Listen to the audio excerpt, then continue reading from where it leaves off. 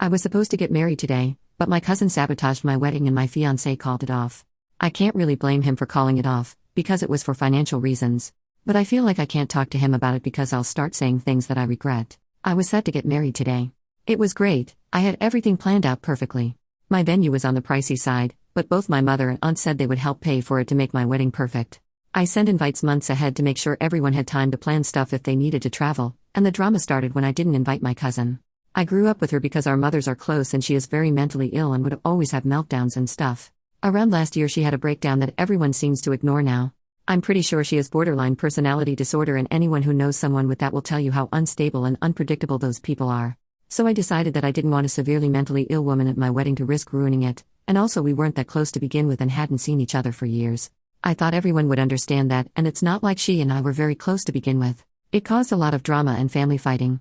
My aunt said that if I didn't invite her daughter then she wasn't going to contribute money, and my female cousin's brothers also said that they weren't coming. Then my mom got angry and said that she wasn't going to contribute money if I was going to discriminate against my female cousin. And then other relatives heard that I hadn't invited her because of her mental illness. I didn't even tell anyone it was because of that, just that we weren't close. But I guess she was telling them that I was being bigoted against her because of her illness. I settled things with my mom, who agreed to pay, and I even offered my cousin an invite and apologized for excluding her when I initially sent out the invites. But she brushed me off and said she didn't want to go to my wedding. But my aunt never accepted the apology and still refused to pay. I thought that was fine because my fiancé could make up the difference and asked my dad if he was willing to contribute more. He divorced my mom when I was a kid and we're not super close anymore because of it, but he still offered some money, but neither of them were able to pitch in anymore, and my savings also aren't enough unless I wanted to completely wipe them out or take out a loan, and I don't think that's a very good financial choice. I want the perfect wedding, but I don't want to go into debt for it.